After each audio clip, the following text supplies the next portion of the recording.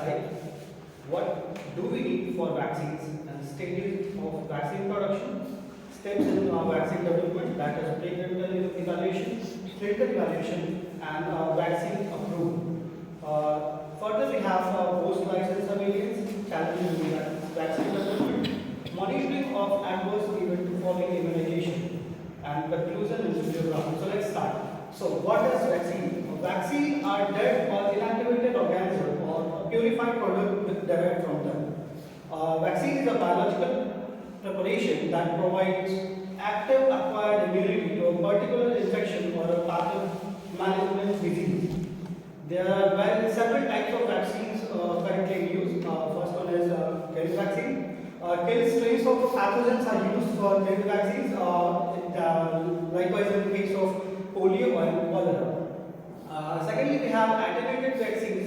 These are the weakened form of pathogens which we use for the vaccine development. Thirdly, we have got subunit recombinant of conjugate vaccines. This uses a subunit of a pathogen for the vaccine development. Further, or fourth, we have toxoid vaccines which uses a toxin made up of pathogen. Alright, so this is what COVID-19 is. So we all are aware of this, and we know what this has done and how the vaccine has helped us even getting evolved from that. So why do we need a vaccine? Vaccine can prevent infectious disease. Vaccine do prevent measles, polio, hepatitis B, influenza, and many others. When most of people in a community are protected by vaccination, the ability of pathogen to spread is limited. It is called herd immunity. When many people have immunity, this also indirectly protects people who cannot be vaccinated or immunosuppressant. So here I have got comparison between drug discovery and vaccine development. We can see on my left, in drug discovery, the process is smaller once it takes less time for drug discovery than vaccine discovery. Vaccine development takes much longer time as compared to that of vaccine drug discovery. So stages of vaccine production. Vaccine production has got several stages. I forgot to include something here, so I would like to tell you. So when we are going for vaccine production, we have to firstly select the strain of the pathogen which we are going to use for the vaccine development. So once we have selected the strain, then we require production, micro-production means we use culture techniques for the production of that strain, and after that this inactivation comes. It involves making of antigen preparation. We use UV radiation and something for inactivation of that strains. And after the inactivation, we do purification.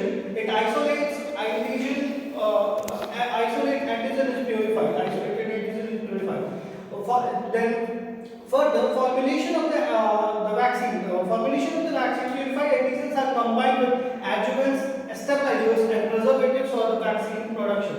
And finally, we do QC for checking the efficacy of the vaccine. Alright, so here is the steps that we use: selecting the strains for vaccine production, growing the microorganism, isolation and purification of the microorganism, inactivation of organism, formulation of vaccine, and quality control. So further, after vaccine production, we have to go for vaccine development. That is the trials, preclinical, post-clinical trials that we do for the evaluation of the efficiency of the vaccine that we have produced. So in preclinical trials, in the vaccine development, the first step is identify a vaccine candidate. It is preclinical development stage, which determines a vaccine's ultimate safety profile. During this stage, the researchers will carefully select the antigen and appropriate technologies, and both in vitro and in vivo tests will be performed. In clinical evaluations, we have got various stages. So, in phase 1 vaccine studies, the first attempt to assess the candidate vaccine in human involves a small group, usually between 20 to 80 subjects. The candidate vaccine will be tested for the first time in humans in order to evaluate its safety, determine the dosage range that is safe and that provides optimal immune response. The goal of phase 1 testing are to assess the safety of the candidate vaccine and to determine the type and extent of immune response that the vaccine induces. In phase 2 vaccine trials, the goal of the phase 2 are to study the candidate vaccine safety, immunogenicity, proposed doses, schedule of immunization and method of delivery. This trial are randomized and well controlled and include a placebo group. In further step of vaccine development, we have got phase 3 vaccine trial. Based on the success of phase 2, the candidate vaccine move on to further research and studies, enrolling from the 3 to 10 of 1,000 people. The key objective of the phase 3 to assess vaccine safety and efficacy in a significant large group of people, and especially those of which we are aiming for vaccine. After phase 3, we have got approval and licensing process. After a successful phase 3 trial, the vaccine researchers will submit a dossier to the national competent authority, in our case at GOI, Ministry of Health, which will undergo review and approval. After licensure,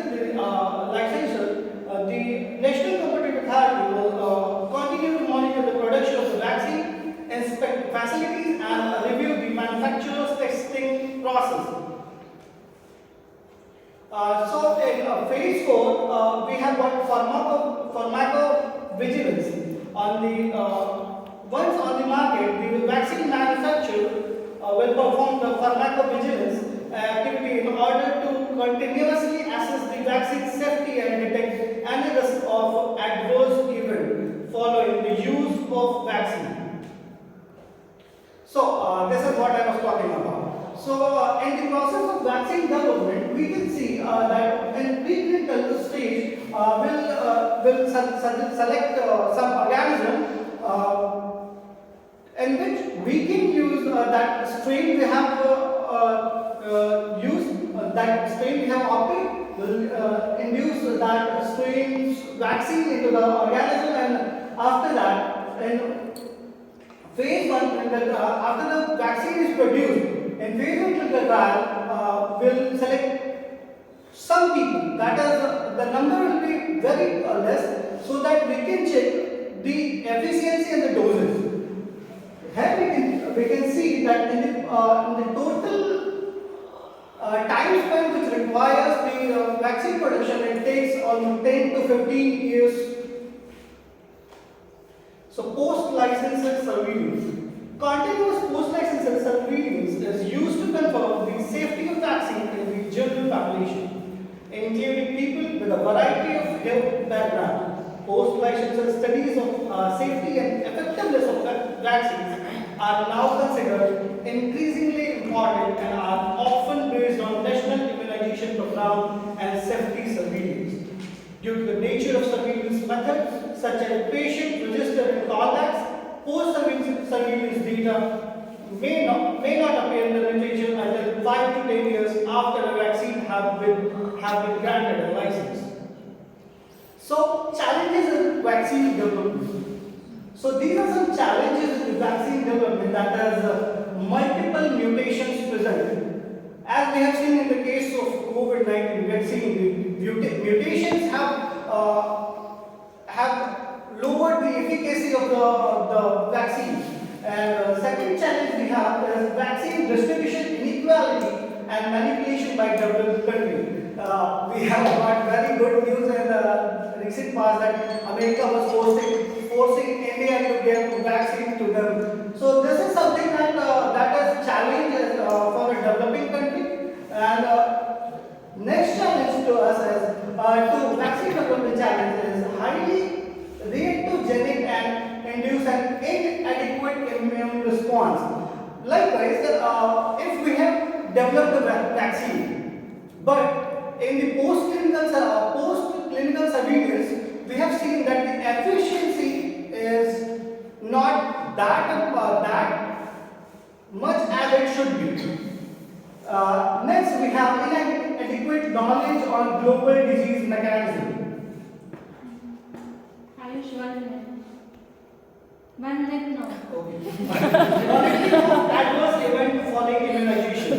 Monitoring of adverse event following immunization is an essential strategy for ensuring the safety of vaccines. And AEFI is an untoward medical occurrence which follows immunization. The adverse event may be any unfavorable or unintended sign, abnormal lab finding, symptom or disease, but does not necessarily have a causal relationship with the users of vaccine. So this is what adverse event following mechanism is. So we can see that in AFI detection, we have to first detect the AFI. Next, we have to notify that to the governing authority. And after reporting, investigation is done, and further analysis is done to check whether that is the cause of that AFI or not.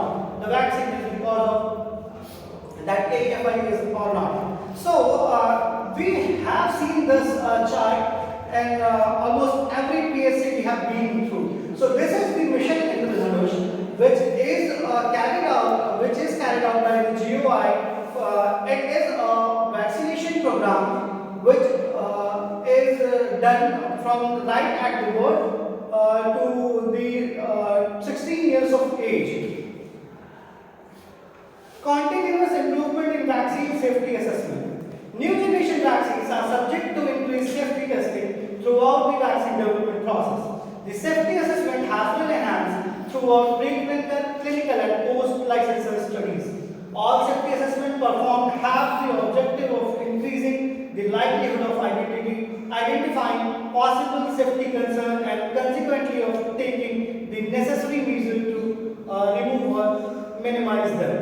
Conclusion. The short overview of vaccine development process and post-licensure surveillance describes how clinical development and assessment of vaccine is constantly improving and evolving. It also illustrates how changes to the process over the time and have helped to generate the robust data needed to enhance the benefit risk profiles of new vaccines.